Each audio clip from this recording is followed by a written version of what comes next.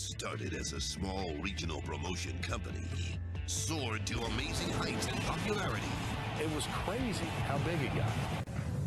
TNA, we are wrestling. But its extraordinary success soon spiraled out of control. So it was day-to-day chaos. It made no sense at all. There were so many guys working there and so much money being thrown around that things really fell through the cracks. It was like the largest ATM machine I ever saw. Now, relive the good, the bad, and the ugly. I know that a lot of you are not happy with some of the decisions I've made lately. We welcome you to the Impact Zone. We welcome you to Orlando, Florida, for what promises to be a very historic, a very exciting, and a very monumental announcement. So today I'm very happy to announce to you that starting March 8th, TNA Impact is moving to Monday nights at 9 o'clock Eastern and Pacific. And just needed that little bit of rocket fuel, as he said. And today I'm here to tell you, I think Hulk Hogan has definitely been that rocket fuel that TNA needed. Oh yeah, I'm on the search. TNA has everything we need to go somewhere no sports entertainment company has ever gone before. That's Orlando Jordan.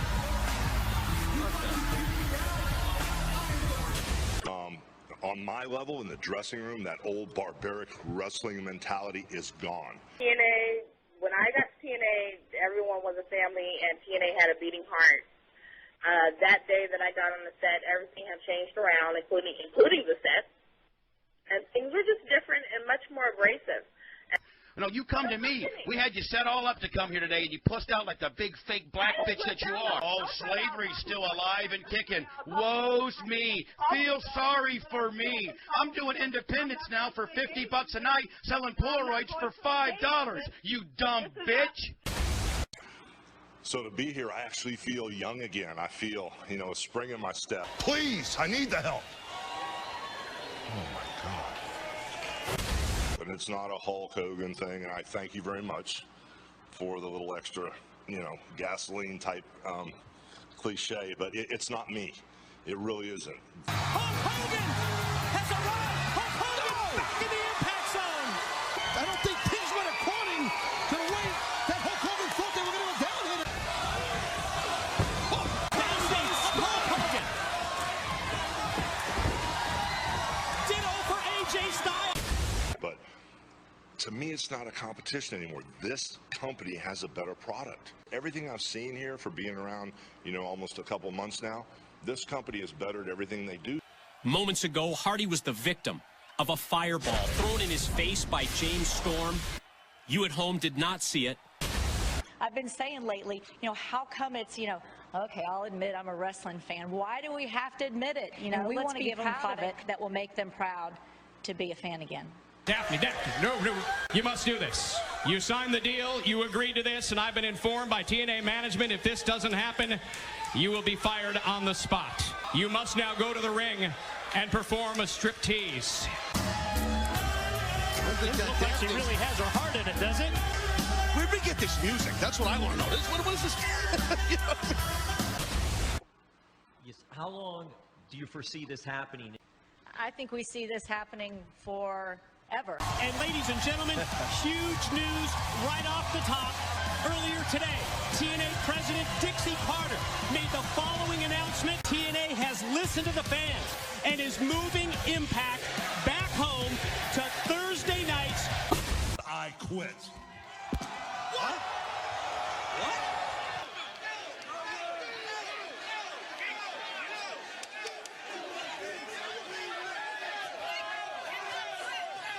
Just let me go.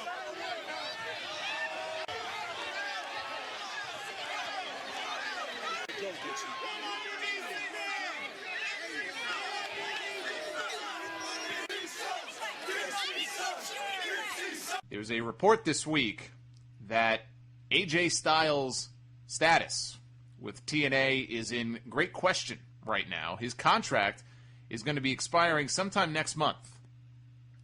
And they, as usual, are coming down to the wire with discussions as far as a new contract that really just boils down to money. I'm not sure if Styles is asking for an unreasonable amount of money, or if it's just a situation where the problems in TNA financially are so bad they just can't afford to pay him what he's probably worth. Now, Styles has been working for that company since day one. He's one of the TNA originals. He's been there since 2002. He is to TNA what Sting was to WCW. It's called Sting the Icon, right? Well, that's what Styles essentially is to TNA. And now we have the very real possibility that Styles could leave if they can't reach a deal that both of them are happy with. And I will say this. If they let AJ Styles slip away, which would be, it's almost unfathomable to me for everything I just mentioned. Not only is he he's been there since day one. He's been a top guy, been their world champion. He is in a position now where, I've predicted from the beginning that he would win the Bound for Glory series and go on to beat Bully Ray and become the champion at the pay-per-view in October. That was my prediction. I figured that was the plan all along. Remember, he lost a match last year that said he could not get a world title shot for an entire year. And that's why he sunk into this depression. He went all emo. He was, the modern-day version of Sting, only he wasn't coming down from the rafters. He had the black trench coat. He was an island all unto himself. Nobody knew whose side he was on. That's the character he's been portraying that essentially flopped, which is why he's now back to being, the phenomenal AJ Styles. We'll get to that in a little bit. But that to me has always been the plan. Maybe I'm wrong. Even if it's not the plan. He's prominently featured, just like he was this week on TV. All of these different things, and the notion that they could very well let this guy slip away, if that happens, as far as I'm concerned, it's lights out for TNA. You just can't let somebody like that go. He's their guy. He's been there since day one.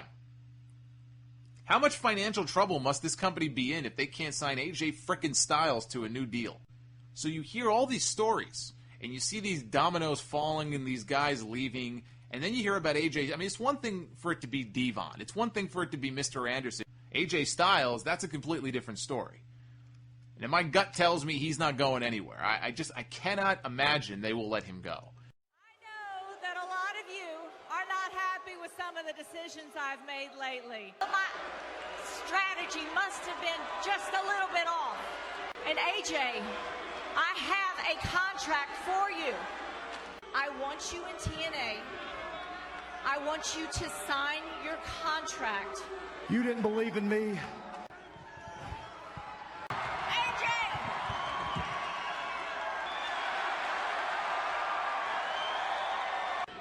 Money can't fix your problem. You don't respect me. You don't respect them. I love these people. They love me too. I'm leaving. AJ, come on. I can get you a new contract. I can get you a fresh one. Where do you think you're going? Not get in that car, AJ. AJ, not get in that car. Do not. AJ!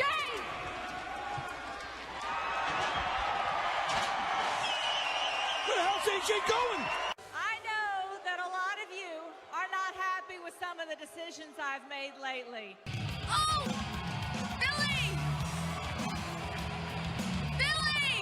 Billy! Billy Corgan has sued both TNA and Dixie Carter.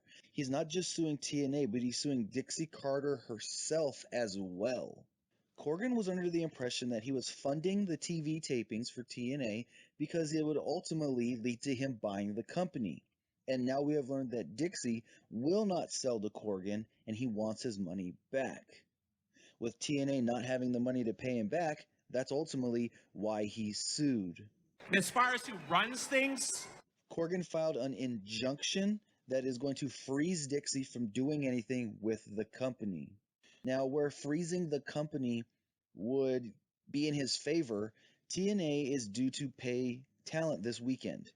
And if they don't get paid, their contracts are null and void. Their contracts is pretty much TNA broke their deal of we're going to pay you at this time.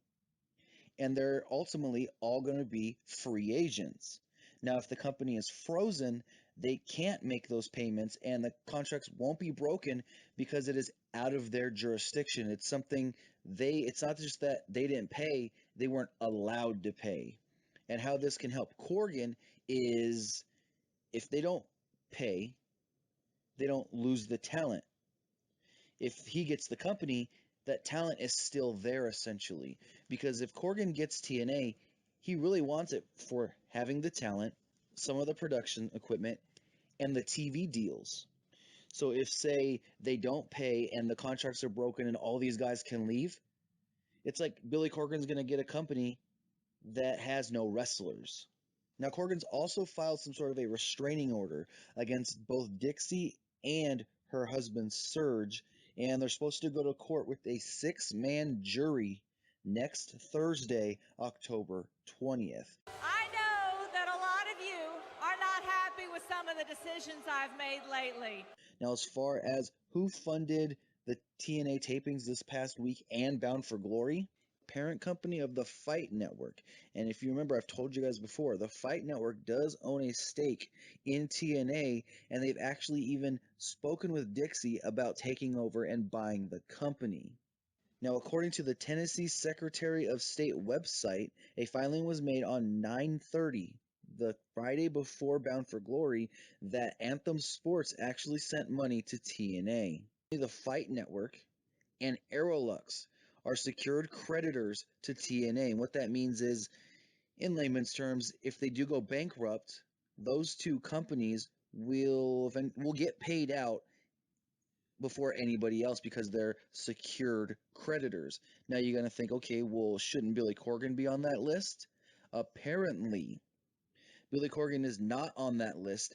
And in Tennessee, he is a personal creditor of Dixie Carter. And like I said, he thought all the money he was putting in was going towards TNA, and maybe they'll reach a settlement or some sort of agreement before next week, but it's just, he had to take these measures because Dixie was giving him the runaround.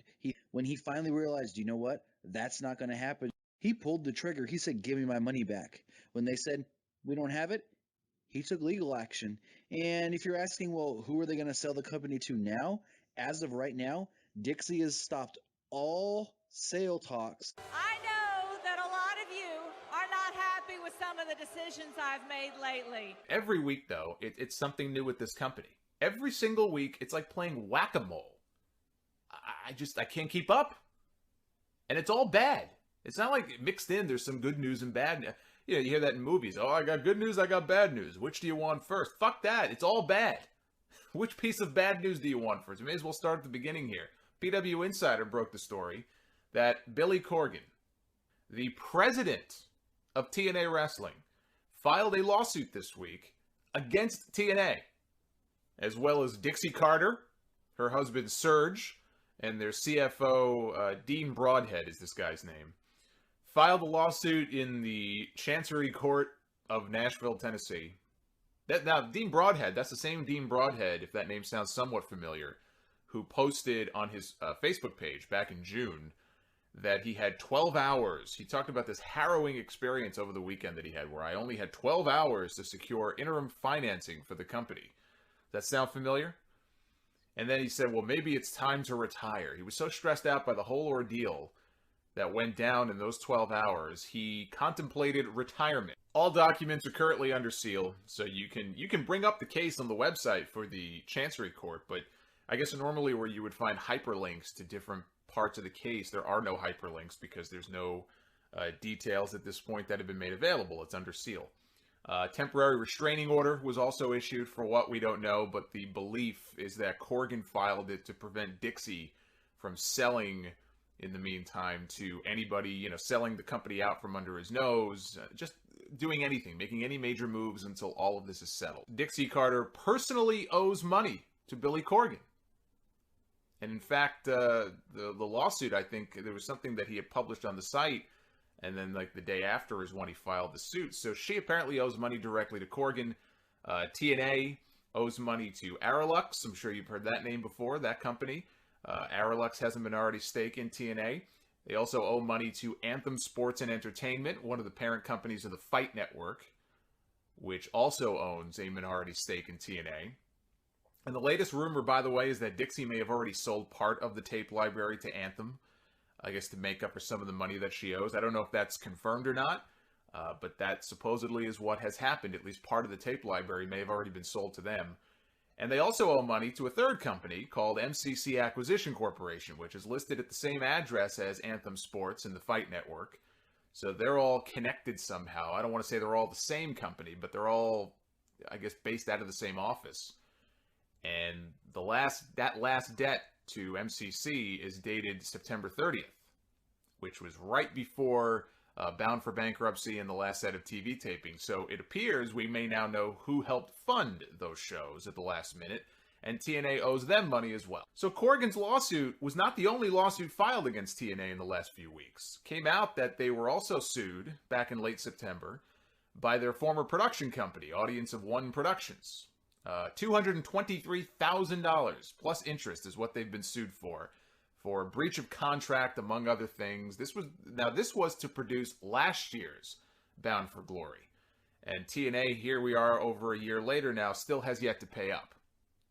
Now, also remember, Eric Bischoff still has pending litigation against TNA. I don't recall exactly what the reasoning was behind the suit, but he sued TNA. That's been going on for a while, so that's still pending. And if the horse wasn't dead enough, why not beat it some more? We found out this week that the state of Tennessee issued a tax lien against TNA last month. So yes, the state of Tennessee now has the right to seize TNA property over thousands of dollars, I guess, in back taxes that have yet to be paid. I read somewhere it's something like $300,000 or $400,000. I don't know if it's that much. I don't know the exact amount, but I know it's in the many thousands of dollars in back taxes that apparently TNA owes. Which means that if Dixie were to sell the company, either a good chunk of that money would go toward paying back the state, or whoever is dumb enough to actually buy the company at this point, they then would be liable for the money owed. Which begs the question, who would even get in bed with these people? Who would want to buy TNA at this point? This is quite the business that Dixie Carter's been running here. I wouldn't hire this woman to run a fucking lemonade stand. One thing that is very clear about all of this is that Dixie must really not like Billy Corgan. And as a result, it's killing this company. Of course, she's killing this company. She's holding it hostage. I mean, she's like one of these crazy mothers who thinks that her child is possessed by the devil and drowns them in the lake in their backyard. Only in this case, the devil is Billy Corgan. She would just as soon see this company die than let him get control of it. Now, according to Meltzer, their next pay period, I guess, the pay period for the talent in TNA was October 15th and October 30th. So the next pay period for all the talent was due to come up this weekend. Apparently some of the wrestlers are ready to declare themselves free agents this week if they don't get paid. He also claims that, to go back to the rumor about WWE being involved in wanting the tape library, he mentioned that where they came into the picture, and WWE appears to be out of this now, and why the hell wouldn't they be? I mean, who the hell wants to get wrapped up in this mess? But Meltzer claims that it was John Gaburick, who used to work for WWE, who went to Kevin Dunn, his old boss, with the idea that they could make a deal, he could help get them the TNA tape library, and in return, he would get a job out of it. This fucking guy. Like rats jumping off the ship. But then wait, it gets even better. I'm not even done here. You should see this list of bullets that I have here. Apparently on Impact last week, some of the wrestlers were missing their entrance music. And the company had to scramble at the last minute to edit the theme music, some of the theme music, off the show. Apparently for Zema Ion and for Mike Bennett. I don't know if it was anybody else. At least those two guys. They had to edit the music off the show at the last minute, or else Pop TV might have pulled the show altogether.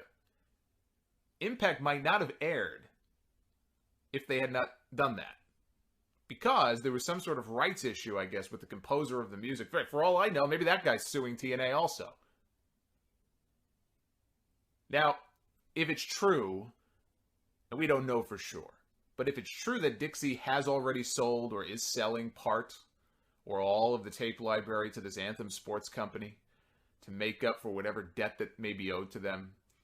That tape library was the last remaining asset of any real value.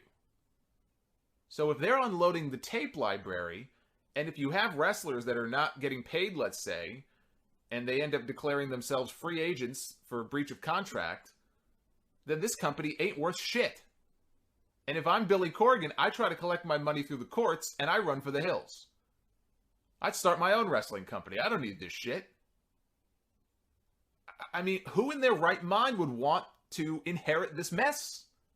Why would he want to? I can understand it if, for the name value of TNA, man, I want this brand. This is such a powerful brand. I want to buy the bones, and I want to just make it great again, as if it were ever great. That's what I want to do, because TNA is... No! TNA, the initials, the name, he's already said that he would change the name on day one. So if you're going to change the name, and let's say there's no tape library, and you got wrestlers jumping ship, what are you buying? It doesn't make any sense to me. Now it looks like they're going to be filming a couple of episodes of Impact next month from Matt Hardy's compound in North Carolina. Well, I guess that's one creative way to get around having to pay for TV tapings. Let's go to Matt Hardy's house and tape TV. So I guess that could be the new zone of Impact for them. Apparently they're planning something called Tag Team Apocalypto, some kind of tag team tournament where they actually do legit invite teams from outside TNA to come and be part of this thing. It'll be a Falls Count Anywhere match, I guess, on the grounds of the compound, which I admit actually does sound kind of fun. Broken Matt has invited the Bucks of Youth. He's invited the Bulldogs, who are British, the Express, who rock and rolls, and the Days of the New to take part in this match.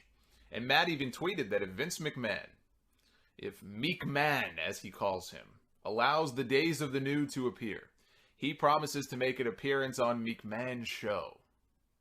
Hey, if I'm Vince, I say no. All Vince has to do is wait about 2 months and he can get Matt on his show anyway. They're also planning the in-ring debut of Matt's son, King Maxwell, and a match, I put that in air quotes here, between Grado and Smokin' Joe Frazier. This is how it ends. This is how the story of TNA ends. With a 16-month-old making his in-ring debut and Grado wrestling a kangaroo. And yet it feels like a fitting end, doesn't it? It really does.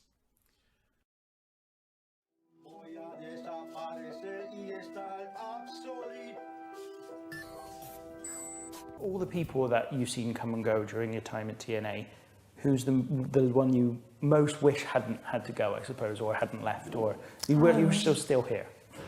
It's a hard question. I mean, I miss AJ Styles, you know. I mean, there's so many that I miss. I don't, you know, anytime we get a chance to bring somebody back, it's not just me, but everybody gets really excited because, you know what, even though they're not here, we still feel like they're part of the family. I am so sorry that I ever allowed you to think that you were important in this company. No one, except myself, of course, is irreplaceable.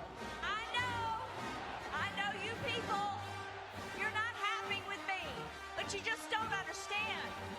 And bless your hearts, how can you understand, huh? Because 99% of the people in this world, they've never had to live in my world. I don't need anybody to come in here and tell me how to run my own wrestling company. I mean, good Lord, how can they tell me to do anything better when I am the best the industry's ever seen? I have been here since day one in Nashville, Tennessee, in the asylum, busting my butt with a band of brothers just trying to make this an alternative for you to watch. Just trying to put this company on the map, but poof, Dixie Carter's daddy bought her a wrestling company. Now, there's been talk of, as there always is on the internet, of in the past of selling up, if you like. You trying to buy it? Quick recap time, which is just as much for me as any of you because I'm really confused too. This is Billy Corgan. He's the frontman for alternative rock band The Smashing Pumpkins. He also became the president of TNA earlier this year after loaning the cash-strapped promotion money to put on their shows. This is Dixie Carter. She's currently the owner of TNA, holding 92.5% of the company's stock.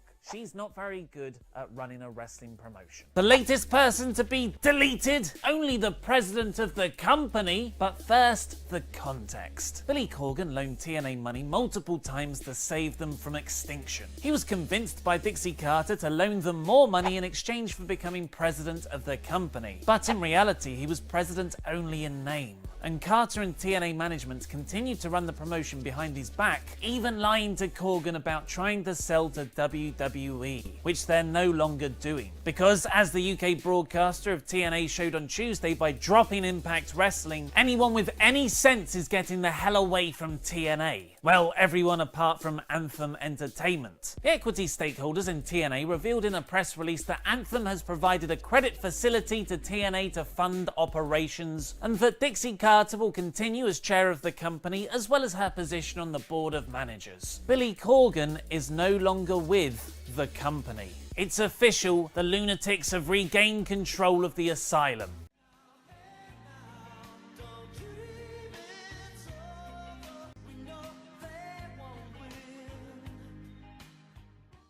Grammy Award winner and multi-platinum musical artist Billy Corgan has joined Impact Wrestling. How did all of this come together? You know, it's pretty crazy. I was on tour with the Pumpkins, and Dixie had sent me a message, DM on Twitter. I came back and I got these little sad faces like, why aren't you calling me back? And next thing you know, she was saying, do you want to come down here and talk to us about kind of joining our team, which totally blew my mind. So yeah, I came down and here I am, met with everybody because I love it so much, and I appreciate the great talents that are out in the world, but to be, you know, basically invited into the major leagues is a dream come true. Most people would know, Dixie and I have talked many, many times through the years where she asked me, you know, 7 years ago, 5 years ago, 3 years ago, we'd sit at a table and she'd say, what do you think of the product? I'm not afraid to talk about my love of professional wrestling. I've talked to everybody from the Wall Street Journal on down why I'm involved in professional wrestling, because I believe in it. I once told a story and got out in the press about arguing with Jerry Seinfeld about why he didn't like professional wrestling. If it means I've got to be up at 3 in the morning, going over roster reports and being involved in every level of TNA's success, I'm going to do that. Thank you, everybody. May I see? See with your eyes, not with your hands. Please, we are all amigos here. Mr. Billy Corgan. I think we can trust the president of Impact Wrestling. Now give it back. Give what back? Now, there's been talk of, as there always is on the internet, of in the past of, you know, selling up, if you like. You trying to buy it? I haven't got the money, so. No. I might buy somebody else's company. No, I mean, absolutely not. No. I mean, look, I mean, I'm a businesswoman first and foremost, but this company is here to stay, and if you know, somebody were to come and be a part of making it bigger, that may be something we'd consider. Yeah. Thank God we don't have a lot of TNA to cover this week. Billy Corgan reached a settlement with Anthem Sports and TNA. Billy went on Twitter. He had this to say. He said, just signed my settlement with TNA/Anthem. I'll do a few interviews next week to spell out what is and is not in it. But once again, I appreciate those who have covered the story with balance.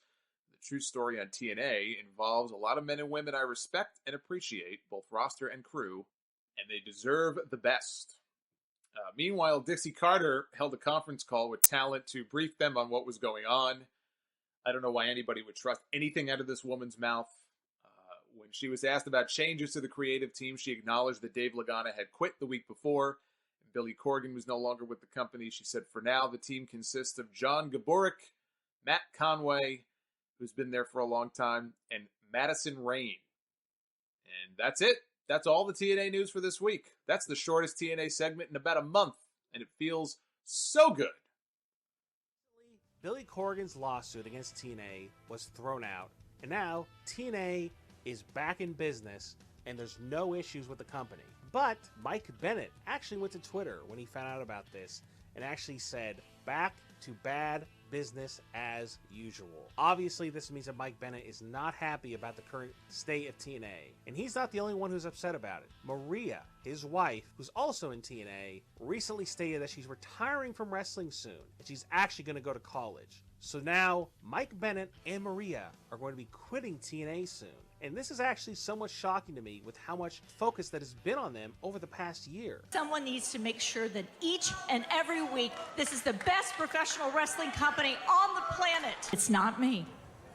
Dixie Carter will be resigning from her position as chairman of Impact Ventures. Although she will remain a minority stakeholder in the company, she will no longer have any power at all whatsoever. No influence over creative decisions or hiring decisions. She's apparently not even welcome backstage anymore. So Dixie is done. She's gone, finally. TNA is free to move on to the next fresh fit. Oh, wait. There's more. The other big story, which is that Jeff Jarrett, one of the founding fathers of TNA and the Gold Rush of 2016, has returned to the company.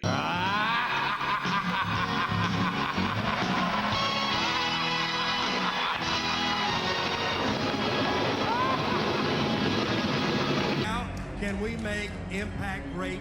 Bring the people back.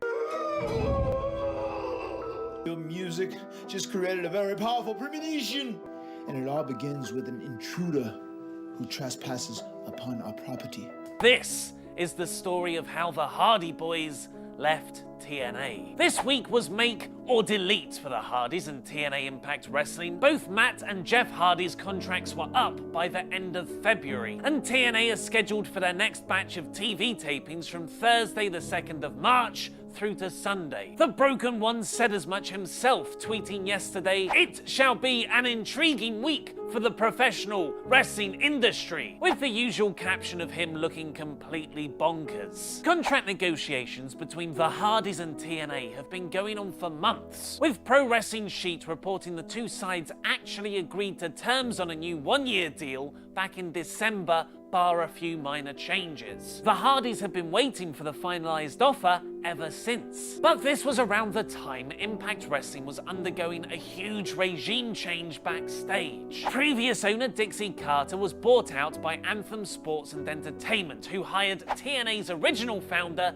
Jeff Jarrett, as the promotion's executive producer. All of a sudden, Impact's head of creative, John Gaburik, the person along with former TNA president Billy Corgan, who'd given the Hardys free rein on their creative direction, was replaced by Jeff Jarrett guys Scott D'Amore and Dutch Mantell, the latter of whom was just named the new head of creative. Matt and Jeff apparently kept checking in about their contract over the following weeks, but were consistently given the runaround. According to PW Insider's TNA sources, though, the company tried to contact Jeff for weeks, but did not have their communication returned. Then when the Hardys' lawyer told Impact Wrestling they now want a creative control clause in their new deals and that other companies were interested in them, Impact Wrestling's new president, Ed Nordholm, responded, "Well, tell them to go to WWE then." Jeff Hardy felt disrespected by TNA officials at this point and said he was no longer interested in re-signing. Matt continued to negotiate, but when they sent him a new contract,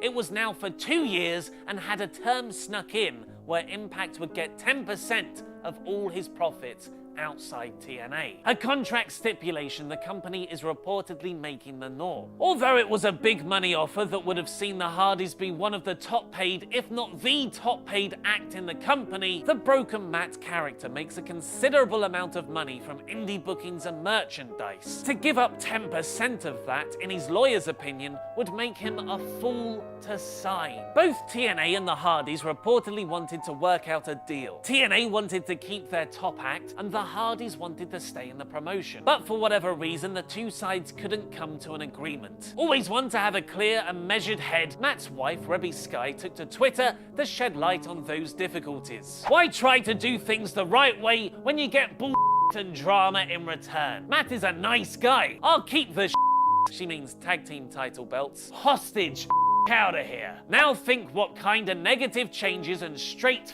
Curry would have to go down for us to leave. She then threatened to melt down Impact's Tag Team Championship belts and turn them into gold-hooped earrings. Matt himself then finally posted, "My stint with Impact Wrestling was delightful, exceptional talent and locker room. A great, respectful team that worked hard in tough times. I wish Impact Wrestling all the best going forward, especially the industrious talent. I hope they're all treated with respect and fairness." Even when Broken Matt leaves a company, he's still in character. And it all begins with an intruder who trespasses upon our property. Pro Wrestling Sheet are reporting that there's confusion over whether Matt or TNA own the gimmick. Matt's side argue the contract gives him ownership over any names and characters he used in TNA. TNA, however, claim it gives them ownership over all intellectual property creations. Weirdly, no one's arguing like this over Jeff Hardy's Willow character. The first tweet she sent out said, LMAO, fuck you guys, at Ed Nordholm, at Real Jeff Jarrett, at Impact Wrestling. More than happy to play this game. And then, an hour after that, for at least 30 minutes or more, she went on one unbelievable Twitter rant bashing Impact Wrestling. She goes on to say, "Can we just talk about how many times Matt's contract could have been broken due to numerous issues on TNA end, and never made a fuss about shit, but MFers want to try and come at us now. After the fact, don't you have an AL to promote or some shit? Or, I don't know, a company to make great instead of acting like the petty little bitches you are?" Speaking of petty, nice video package on TNA's history with no visual or mention of Jeff, who gave his all for 7 years, or Kurt, but y'all sure made sure to get those 2 ID shots of Jeff Jarrett in there, LMAO, but it's just business, brother, right? Petty. Everything those boys have done for the company, and you want to try and fuck us for the sake of it?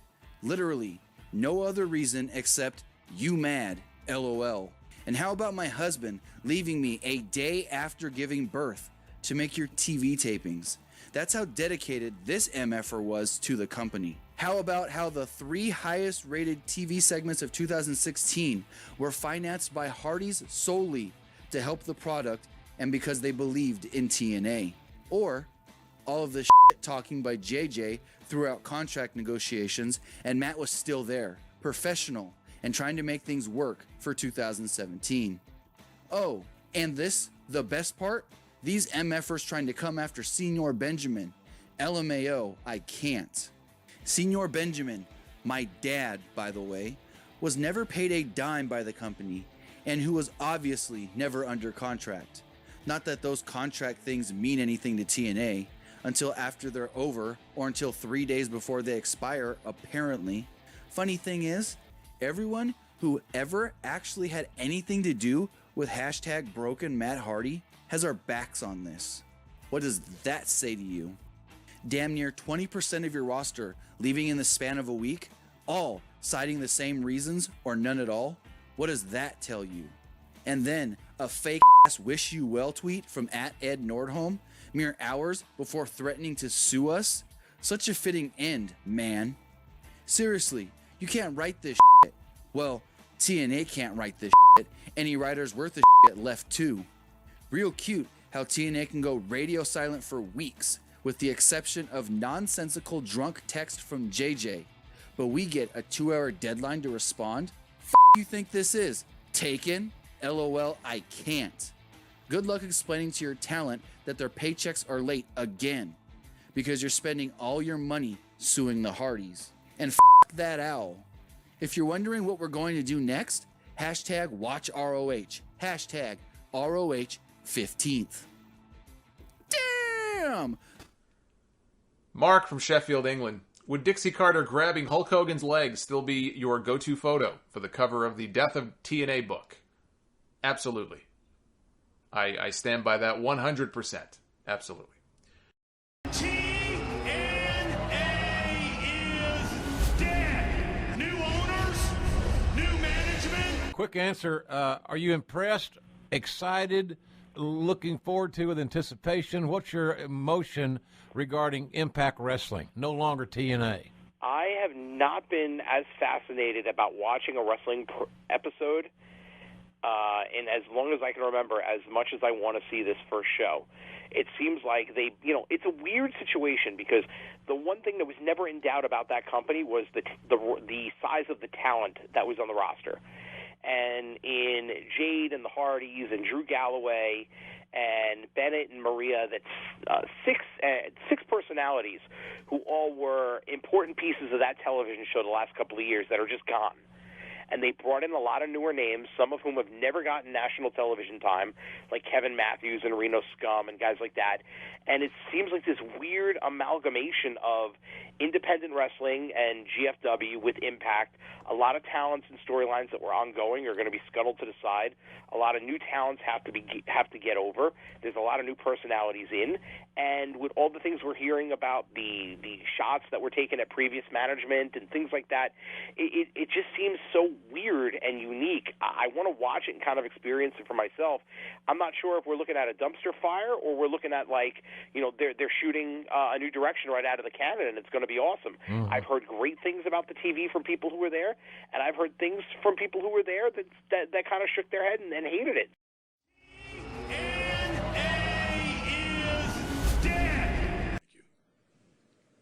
Hi, Vince.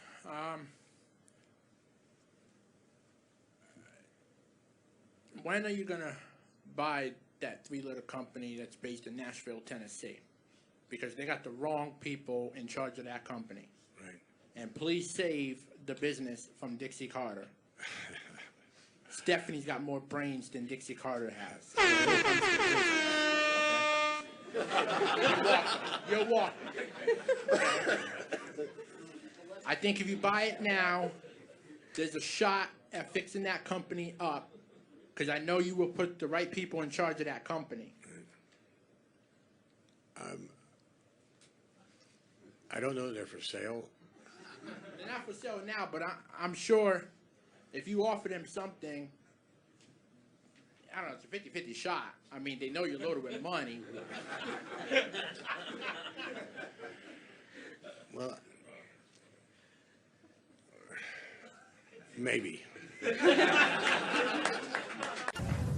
TNA, we are wrestling. It is funny, isn't it?